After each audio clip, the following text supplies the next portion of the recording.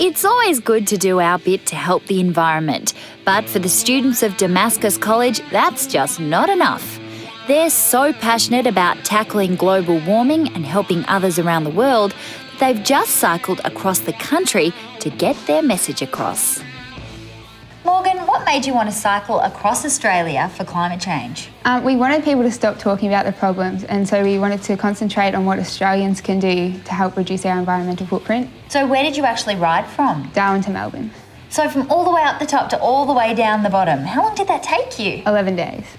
And on a bike, but you didn't do that all on your own, did you? We had 7 riders and 12 support crew, and we all rotated as we needed. Lucky for you.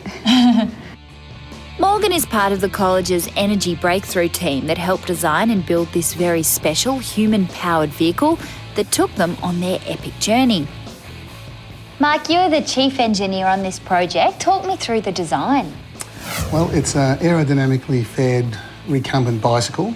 It has solar panels on the roof, and they power some lithium-ion batteries, which then in turn power the electric motor, which give the students about 30% of the energy to move the vehicle forward. The rest of the energy that moves the vehicle along the road is human-powered, their own legs pedalling, and that's about 70% of the energy. Whoa, that's hard work. How did you come up with the idea? It's been a work in progress. It's about 11 years and hundreds of student hours and parents involved in just putting their heads together and a lot of trial and error and testing to come up with the ideas that represent this vehicle, I guess. Well, it was well worth the wait, I guess. Yeah. It's called the Atom of Dreaming. What does that actually mean? The first part of the name, Atomovs, is an adaptation of our team's motto, and that is adapt, improvise, overcome. There's been a lot of adapting and improvising to get this to where it is. And the second part of the name, Dreaming, is a mark of respect to the traditional owners of the lands that we travelled through when we went from Darwin down through Adelaide and over to Melbourne. Under controlled conditions, this dream machine can reach speeds of up to 120 kilometres an hour, which is as fast as a car. For this challenge, however, the team set themselves a limit of a cruising 90 k's an hour, but it wasn't always smooth sailing in the outback. Lucas, I understand there was a couple of hiccups along the way. Yeah, the problems were caused by the heat along the way. The problem was that all the riders were prepared for the heat, however our batteries weren't.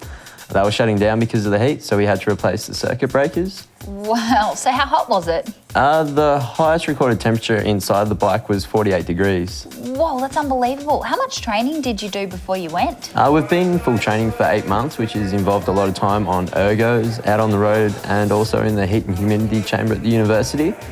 And the biggest problem was through all of our training that we all wanted to ride some more.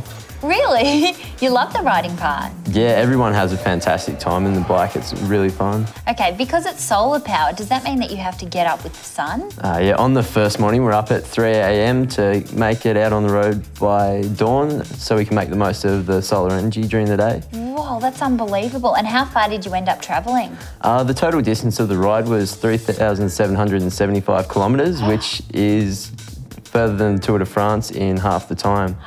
You all must be so fit. Yeah, we try. As they passed through local communities, the Energy Breakthrough team offered practical solutions for reducing greenhouse emissions and made a direct contribution to their cause by raising money for sustainable food and energy programs abroad.